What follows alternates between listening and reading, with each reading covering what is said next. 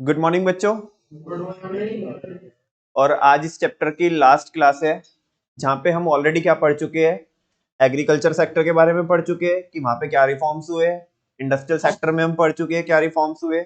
और आज हमें पढ़ने हैं कि फॉरेन सेक्टर में यानी कि फॉरेन ट्रेड में हमारी गवर्नमेंट ने इंडिपेंडेंस के बाद क्या किया था। ठीक है ना। एक बार आप मेरे को अगर याद दिला दो कि एग्रीकल्चर में क्या किया था और इंडस्ट्रियल में क्या किया था, तो फिर मैं फॉरेन में चालू करूँ। आज एग्रीकल्चर में बताओ क्या किया था। लैंड रिफॉर्म्स किए। लैंड रिफॉर्म में लैंड सीलिंग है ना, और एक दूसरा कॉन्सेप्ट अलग, वो क्या था, ग्रीन रेवोल्यूशन। बस यही पढ़ा था हमने वहां पे। उसमें ग्रीन रेवोल्यूशन के हमने एक दो टॉपिक पढ़े थे। क्या पढ़ा था? हाँ, उसका इफेक्ट क्या हुआ और उसमें रिस्क क्या है, risk involve in green revolution, ऐसा टॉपिक पढ़े थे हमने। फिर हम कल मैंने आपको लिखवाए भी थे। हम आ जाते हैं इंडस्ट्रियल सेक्टर में। इंडस्ट्रियल सेक्टर में उन्होंने क्या लेके आया, आईपीआर 1956 लेके आया। बात समझ में आ रही है? अच्छा, उसके आईपीआर 1956 के एलिमेंट बोलो। एक तो थ्री फोल्ड क्लासिफिकेशन, दूसरा इंडस्ट्रियल लाइसेंसिंग और इंडस्ट्रियल कंसेशंस। और फिर उसके पैरेलल, किसके पैरेलल, आईपीआर के पैरेलल ही क्या चीज थी, एक हेडिंग और थी, एसएसआई, स्मॉल स्केल। उनको प्रमोट किया गया, डिमोट किया गया, उनके लिए प्रोडक्ट को रिजर्व किया गया, डी रिजर्व किया गया, रिजर्व किया गया। ठीक है ना।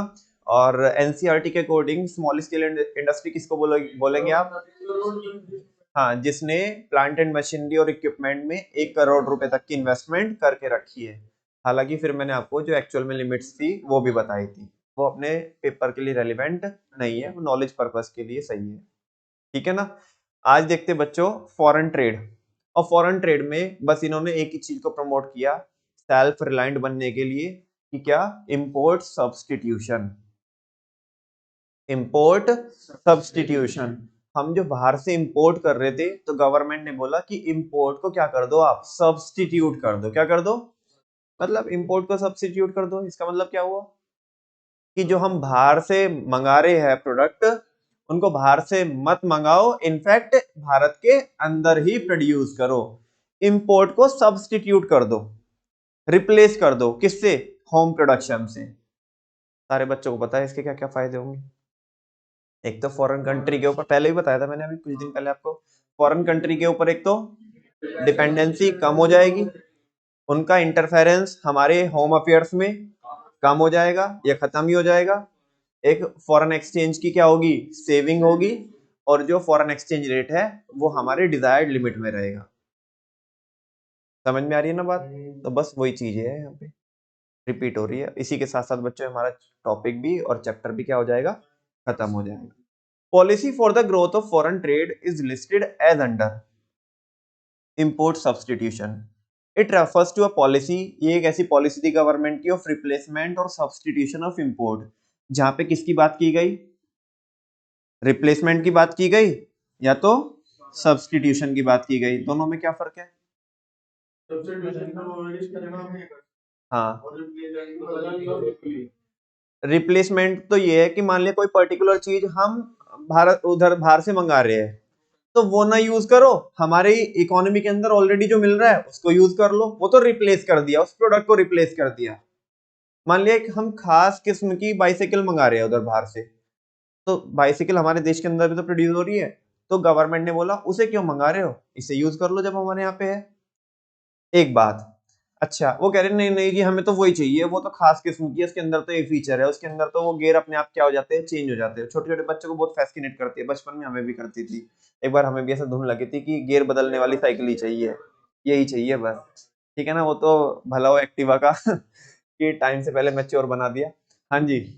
तो हाँ, तो वो कह रहे हैं कि हमें तो क्या चाहिए, हमें तो वही चाहिए, वही पर्टिकुलर बाइसिकल चाहिए। तो गवर्नमेंट बोल रही जब इतनी तुम्हें तलब है उस चीज की तो फिर भारत में प्रोड्यूस करो। रिप्लेसमेंट में और सब्सटीट्यूशन में फर्क समझ में आ रहा है? मैं फिर वो पूछ रहा हूँ आपसे। रिप्लेसमेंट में इसकी जगह ये यूज कर लो, ये तो अपने भारत में मिलता ही है। वो कह रहे नहीं नहीं नहीं, इससे नहीं, हमें तो बस वही चाहिए, तो फिर यही प्रोड्यूस करो, सब्सटीट्यूट करो इसे। ये दोनों में फर्क है। ठीक है ना। तो ये एक ऐसी पॉलिसी थी इंपोर्ट सब्सटीट्यूशन, जहां पे रिप्लेस करने की बात की गई या सब्सटीट्यूट करने की बात की गई, किसको, इंपोर्ट को किससे? बाय डोमेस्टिक प्रोडक्शन, जो हमारे होम कंट्री में प्रोड्यूस होने वाले गुड्स से उनसे। For example, instead of importing vehicle made in a foreign country, कि बजाय इसके कि हम फॉरेन कंट्री में जो व्हीकल प्रोड्यूस होते हैं वो मंगाए, domestic industries would be encourage to produce them in India itself. Domestic industries को ही क्या किया गया? प्रमोट किया गया कि आप ही ने क्या करो, भारत में प्रोड्यूस करो। टेस्ला भारत में क्यों नहीं आ पा रहा है? वो क्या कह रहा है? इलोन मस्क क्या बोल रहा है कि हम प्रोडक्शन उधर करके इधर क्या करेंगे? एक्सपोर्ट करेंगे। जबकि मोदी जी किस पे अड़े हुए? इधर ही कर तू प्रोडक्शन, है ना। मोदी जी बोलते हैं ना आत्मनिर्भर बनिए, ठीक है ना। तो सेल्फ रिलायंस की जो बात की जाती है ना, वो यही तो चीज है। वो कह रहे हैं नहीं, एक्सपोर्ट नहीं करवाएंगे हम, तू उधर से एक्सपोर्ट मत कर, हम नहीं करेंगे इंपोर्ट, इधर ही आके प्रोडक्शन कर लेना, तो कुछ भी कर, हमें कोई मतलब नहीं है, कर इधर ही आकर के। समझ में आ रही है बात? तो वो चीज है। The basic aim of the policy was to protect domestic industries from foreign competition. इसका मकसद क्या था इस पॉलिसी का?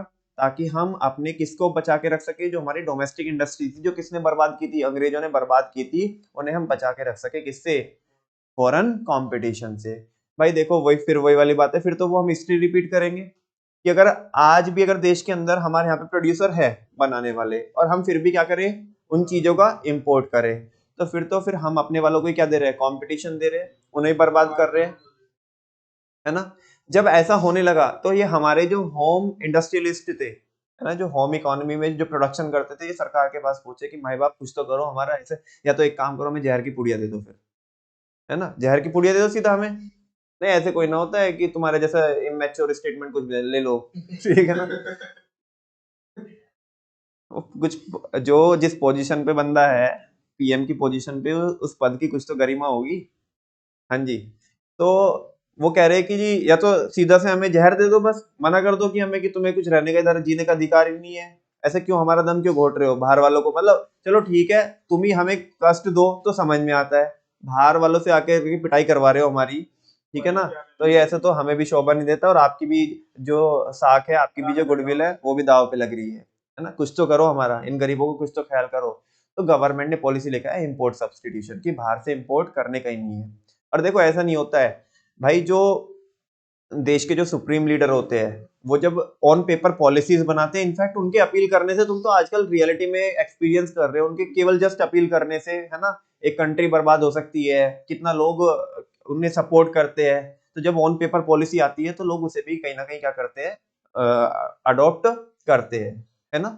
अभी आज मोदी जी क्या करते? आज के टाइम में तो सबसे सुप्रीम लीडर है, आज एक कोई भी एक छोटी सी अपील कर दे, है ना। अभी तुम देखना कि 22 तारीख में लोग कितना मतलब कि उसके साथ लोग क्या करेंगे? सेलिब्रेट करेंगे पूरी खुशी के साथ, है ना। तो वो फर्क पड़ता है। और ये तो वो तो जस्ट अपील करने वाले एग्जांपल दे रहा हूं मैं, लेकिन जो पॉलिसीज लेकर के आती है गवर्नमेंट, लोग कई बार लोगों के फेवर में नहीं होती तो लोग प्रोटेस्ट भी करते हैं, लेकिन जो काम की या कायदे की बात होती है लोग उसे मानते भी है, ठीक है ना। ऐसा नहीं है कि हमारी कोई दुश्मनी है हमारे लीडर से, ठीक है ना। लोग बस अपने सही गलत के लिए क्या करते हैं? आवाज उठाते हैं। खैर वो एक अलग मुद्दा है।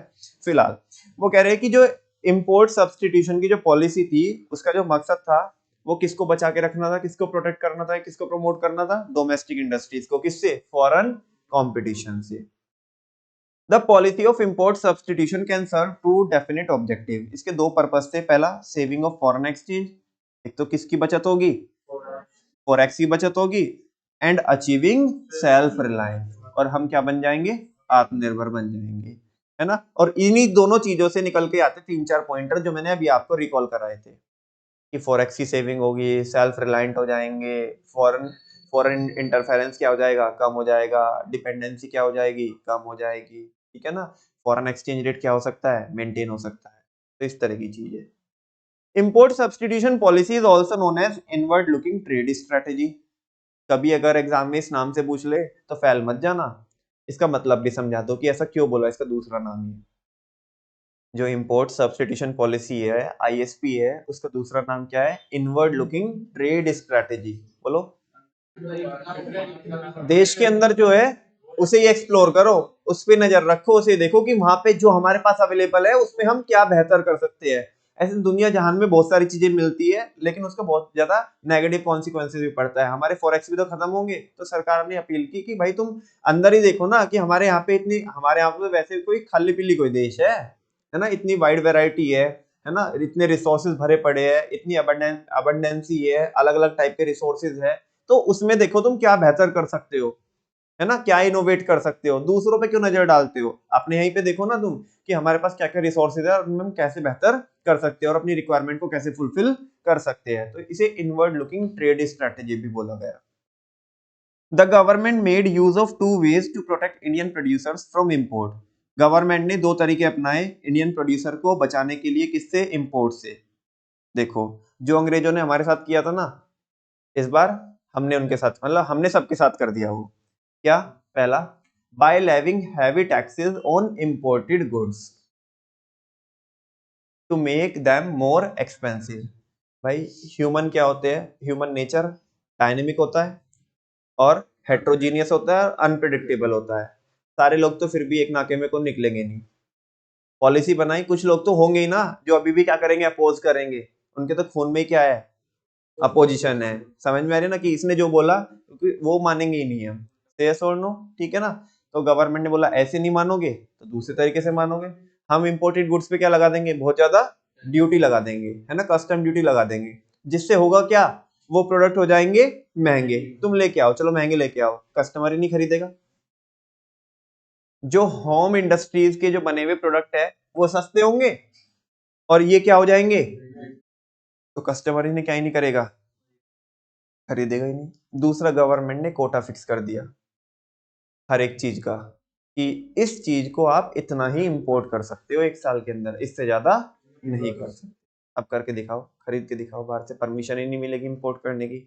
कोटा पूरा हो गया तो उसके बाद पहली बात तो जितना जो कोटा फिक्स किया वो महंगे में खरीदोगे, और महंगे में खरीदोगे तो कस्टमर नहीं खरीदेगा क्योंकि चीजें महंगी हो जाएगी। समझ में आ रही ना बात? हाँ बोलो ना। अब लगेगा लॉ ऑफ डिमांड कि चीजें महंगी होगी तो डिमांड क्या हो जाएगी, क्योंकि इस बार पहले प्राइस में चेंज हो रहा है। समझ में आ रही है बात? अच्छा, और कोटे के बाहर तो आप खरीद ही नहीं पाओगे बाहर से, क्योंकि गवर्नमेंट ने एक स्पेसिफाइड लिमिट क्या कर दी, फिक्स कर दी। By fixing the maximum limit, government ने मैक्सिमम लिमिट फिक्स कर दिया, यानी कि कोटा सेट कर दिया on the import of commodities generally finish goods. Finish goods के लिए क्या कर दिया, कोटा सेट कर दिया कि ये चीज है ना, इतनी यूनिट मंगा सकते हैं बाहर से, इससे फालतू नहीं मंगा सकते एक टाइम फ्रेम के अंदर। मेन पॉइंटर्स वैसे तो पूरा हो गया बच्चों, मेन पॉइंटर्स क्या निकल के आए इसमें अगर हम बात करें, इंपोर्ट सब्स्टिट्यूशन में गवर्नमेंट ने रिप्लेसमेंट की बात करी या सब्स्टिट्यूशन की बात करी, किससे, डोमेस्टिक प्रोडक्शन से, ठीक है ना। एग्जांपल दिया उसने, वो छोड़ो। इसका बेसिक जो पर्पस था, जो मेन एम था इसका, वो था कि हमें अपने डोमेस्टिक प्रोड्यूसर्स को बचा के रखना था।